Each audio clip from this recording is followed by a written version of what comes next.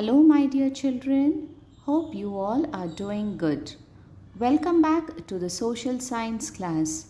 Today, let us get started with the first chapter in political science, that is, our constitution. In this chapter, we will be studying about the Constituent Assembly, the drafting committee and framing the Constitution, the preamble of the Constitution, the salient features of the Constitution, and the fundamental rights, duties, and the directive principles of state policy. So, as you all know, children, our country, India, became independent in the year 1947 from the British rule. And soon after we got independence, our country had to face many problems. What were some of the problems? That is, rehabilitating the refugees. That is, the refugees who had migrated from Pakistan. That is, after our country was partitioned. Merger of the princely states, maintenance of law and order. These were some of the challenges during the beginning of the independence. Sardar Vallabhbhai Patel successfully he achieved the merger. Merger means what? Bringing together of the princely states and provinces with the Union of India. Even the challenge of framing a constitution in order to enable us to govern the country was also fulfilled. Means what? We were given freedom from the foreign rule. Now we had to have our own form of government, and for that we needed the constitution. Now let us study about the structure of our constitution, the characteristics, and about the fundamental rights and the duties which are mentioned in it. Let's get started with the Indian Constituent Assembly. First of all, let us understand what is a constitution. A constitution is a set of rules and regulations which guides the administration of a state. So, as per the recommendations of the Motilal Nehru Committee and the decisions taken by the meeting of the National Congress at Karachi in the year 1939, it was emphasized the need for the formation of a constituent assembly. As per the recommendation of the Cabinet Commission, a constituent assembly with Indian members was formed in the year 1946. What was the main task of this assembly? To frame the constitution for the country. So the assembly had 389 members. With the partition of the country, that is after 1947, the total number came down to 299. There were 7 members from the Mysore princely state. The first meeting of the new Constituent Assembly was held on December 9th, 1946. The next meeting on the 11th of December 1946 was held under the chairmanship of Dr. Rajendra Prasad. Some eminent persons like Jawaharlal Nehru, Sardar Vallabhbhai Patel, Dr. B.R. Ambedkar, Maulana Abul Kalam Azad, C. Rajagopalachari, K.M. Munshi, T.T. Krishnamachari, Srimati Sarojini Naidu, Srimati Suchita Kripalani attended the meeting. Some prominent people from Karnataka like S. Nijalingappa, K.C. Reddy, Kengal Hanumantayya, Tekur Subramaniam and others were also present. Now let us understand about the drafting committee. The Constituent Assembly formed 22 committees and 5 subcommittees in order to examine in detail all the issues that were related to the country. Dr. B.R. Ambedkar was the chairman of one of the most important committees, that is the drafting committee. Based on his contribution to the framing of the constitution, He is called as the chief architect of Indian constitution.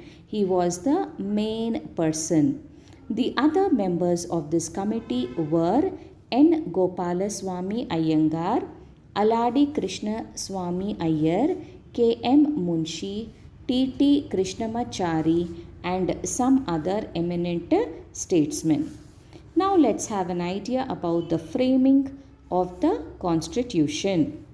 The Constituent Assembly took 11 months and 18 days to complete its work. During these discussions, various laws that were enacted by the British government, that is in the year 1909, 1919 and 1935, the British parliamentary system, the American Bill of Rights, the social directive policies of Ireland were all studied in detail, and some points or some elements of those were included or incorporated in our constitution.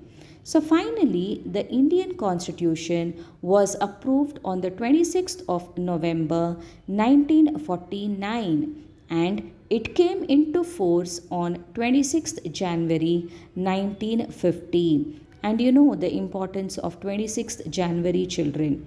Yes, it is celebrated as the Republic Day.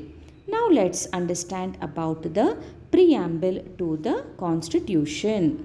The Indian Constitution has combined in itself the best features of the different constitutions of the world and has its own preamble. So what is this preamble? It contains the fundamental policies and ideals of the Constitution.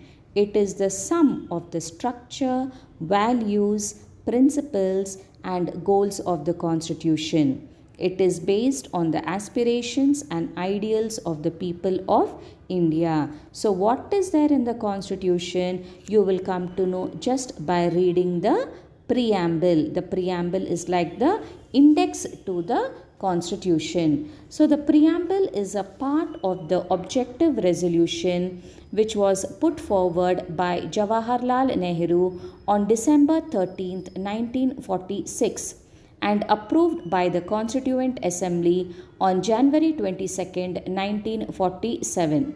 This resolution upholds the natures of India's sovereign, democratic, republic nature, social, economic, and political justice for all the people is upheld. Let us now have a look at the preamble to the Constitution.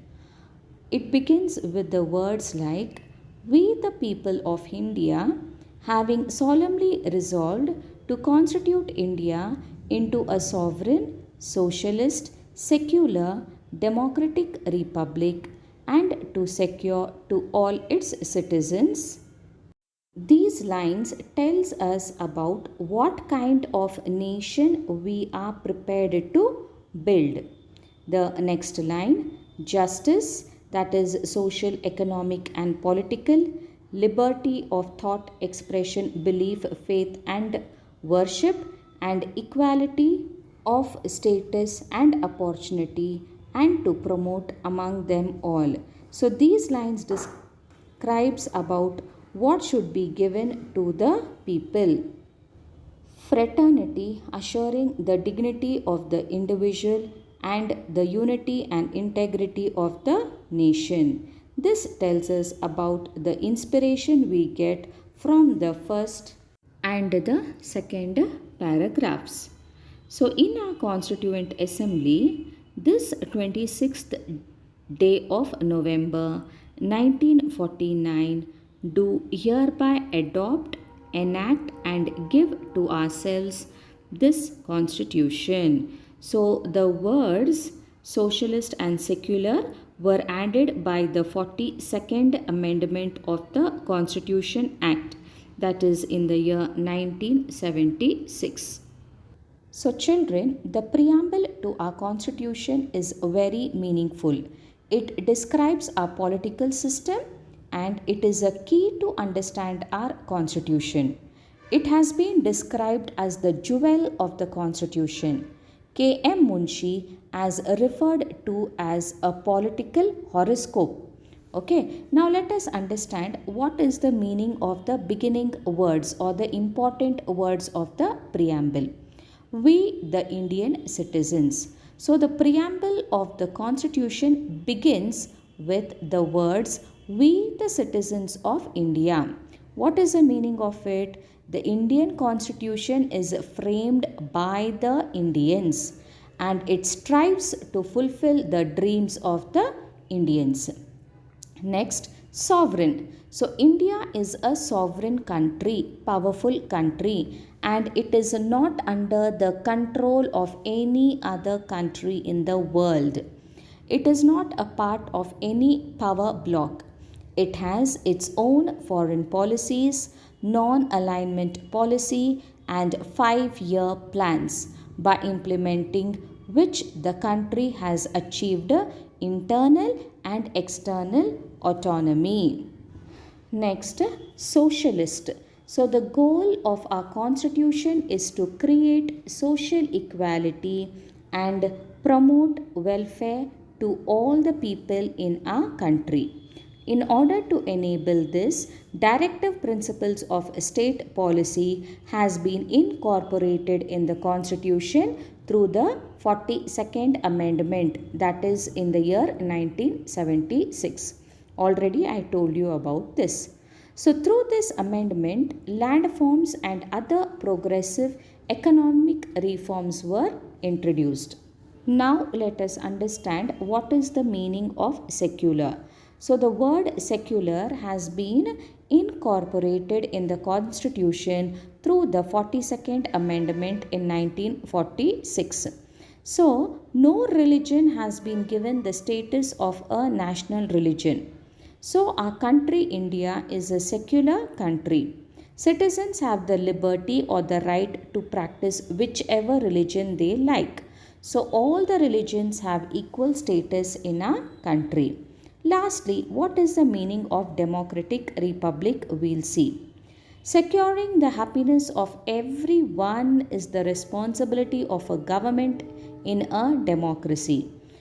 Problems are solved through discussions, and in a democratic government, elections are held every 5 years through universal adult franchise.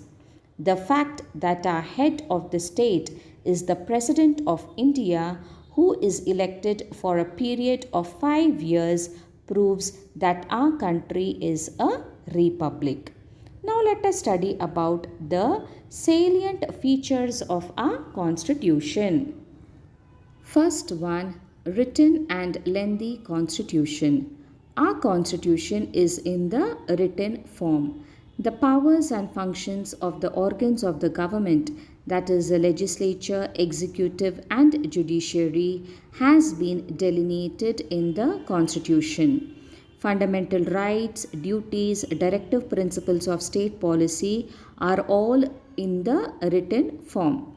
Originally, our constitution consisted of 22 chapters, 8 schedules and 395 articles. Later, many amendments or changes have been made. It has become a lengthy constitution with 25 chapters, 12 schedules and 465 articles. The second feature, our constitution is partially flexible and partially rigid. So the constitution, which can be easily amended or changes can be made, is called flexible or simple constitution.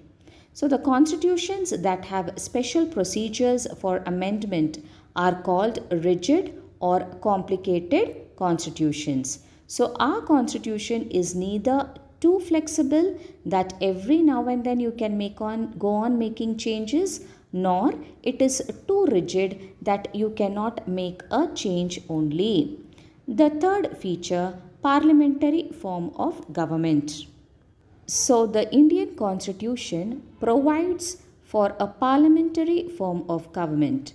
So the sovereign power of the nation is vested in the elected parliament. The executive is responsible to the legislature at the cabinet and the state levels, and the cabinet shall be in power as long as it enjoys the confidence of the legislature. As soon as it loses the confidence of the legislature, it has to resign. So, the three organs of the government are the legislature, executive, and judiciary. Legislature are the two houses of the parliament, Lok Sabha, Rajya Sabha. Executive are all the ministers, the president, the prime minister, and his cabinet. Judiciary are the courts, that is the Supreme Court and the High Court. The next feature is the republican system. The constitution has declared India a republic. The head of the country is indirectly elected by the citizens. In India, the president is the constitutional head of the state and he too is elected. The fifth feature, federal system. Our constitution provides for a federal system of government because our country consists of different languages, caste, race, and geographical regions.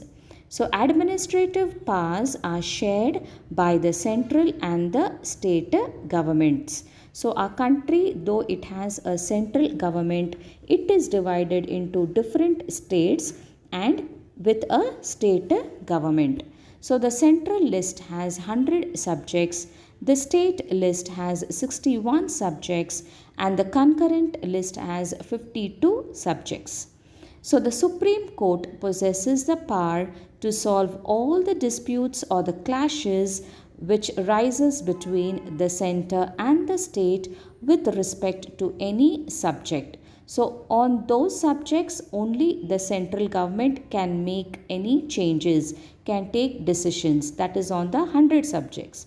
On the 61 subjects, the state government can decide. Concurrent list means what? Those are the subjects wherein both the decision of the central as well as the state government is considered.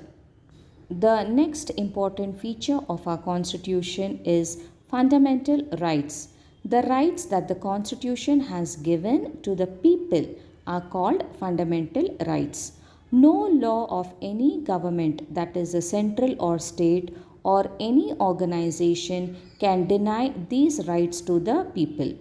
Supposing if the fundamental rights are taken away or endangered, the citizen can directly appeal to the High Court or to the Supreme Court. Now, these rights are listed in the third part of the Constitution. Next, let us study about the fundamental duties. So, the duties are our responsibilities towards our country. 11 fundamental duties have been delineated in the A part of the 4th chapter under clause 51A of our Constitution. Through the 86th Amendment of the Constitution in the year 2002, it has been made a duty of the parents to provide compulsory education to the children aged between 6 to 14 years.